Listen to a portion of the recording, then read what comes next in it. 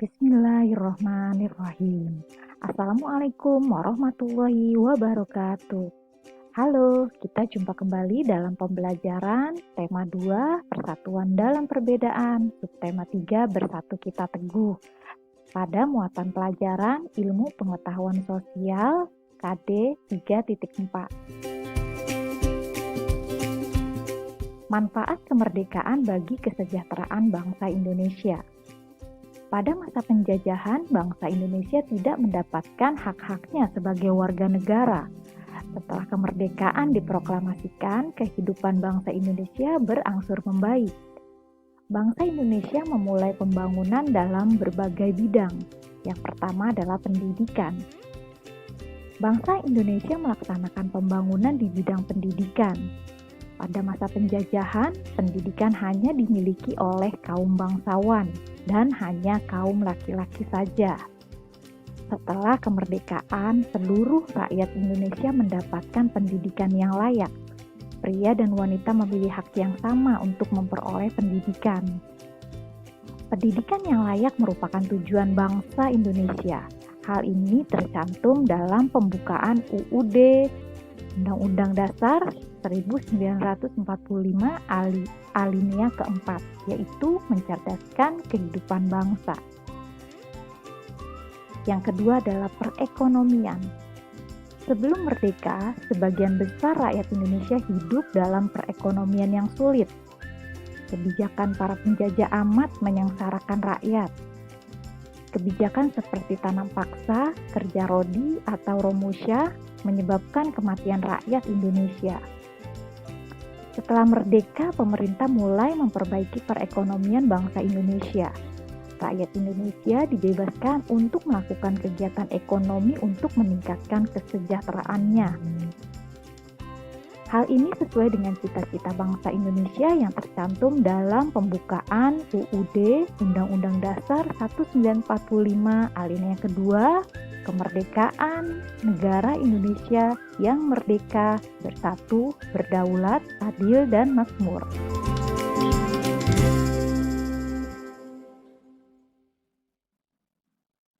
Yang ketiga adalah sosial. Setelah merdeka, setiap rakyat Indonesia memiliki hak dan kewajiban yang sama. Meningkatkan kesejahteraan rakyat merupakan tanggung jawab pemerintah.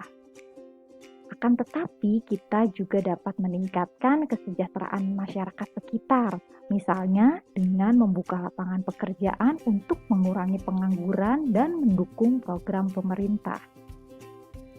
Kerukunan membuat rakyat dapat bekerjasama dalam mencapai tujuan, yaitu meningkatkan kesejahteraan bersama.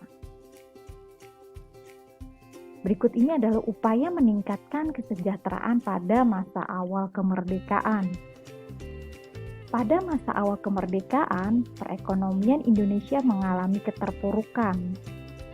Untuk mengatasi masalah perekonomian, pemerintah menerapkan beberapa kebijakan sebagai berikut. 1. Kebijakan Uang Republik Indonesia atau ORI. Uang Republik Indonesia adalah pemberlakuan mata uang Republik Indonesia sebagai alat tukar resmi. Pada tanggal 1 Oktober 1946, pemerintah mengeluarkan larangan menggunakan mata uang nica dan digantikan dengan penggunaan ORI sebagai alat pembayaran yang resmi di Indonesia. Lalu pada tanggal 25 Oktober 1946 diberlakukan kebijakan yang mengatur pertukaran uang rupiah Jepang. Yang kedua adalah konferensi ekonomi. Pada tahun 1946, Menteri Kemakmuran Darmawan Mangunkusumo mengundang para kepala daerah di Pulau Jawa untuk mengadakan konferensi ekonomi. Konferensi ekonomi bertujuan memperoleh kesepakatan dalam mengatasi permasalahan ekonomi yang mendesak. Pada tanggal 6 Mei 1946 diadakan Konferensi Ekonomi II yang membahas permasalahan program ekonomi pemerintah, keuangan negara, ketenagakerjaan, kegiatan distribusi, dan pengendalian harga barang.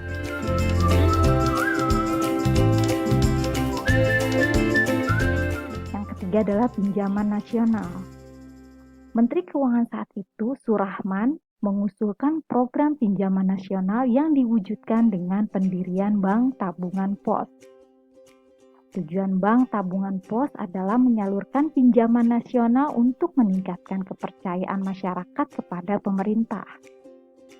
Pemerintah juga memberikan pinjaman berjangka melalui rumah gadai. Tujuan program ini untuk mengumpulkan dana bagi kepentingan perjuangan dan meningkatkan kepercayaan rakyat kepada pemerintah Indonesia. Lalu yang keempat, Badan Perancang Ekonomi atau Planning Board. Pada tahun 1947, Menteri Kemakmuran A.K. Ghani mengusulkan pembentukan Badan Perancang Ekonomi. Badan ini bertugas menyusun rencana pembangunan ekonomi berjangka waktu 2-3 tahun yang kemudian disepakati sebagai rencana pembangunan 10 tahun. Program rencana ini meliputi menasionalkan bangunan umum, perkebunan, dan industri menjadi milik negara, serta penyitaan perusahaan milik Jepang sebagai ganti rugi terhadap Indonesia. Yang kelima adalah rencana Kasimo. Menteri Urusan Bahan Makanan I.J. Kasimo menyusun sebuah program yang disebut Rencana Kasimo. Program ini merupakan rencana produksi berjangka 3 tahun mengenai usaha swasembada pangan. Tujuan program ini adalah meningkatkan produksi pangan.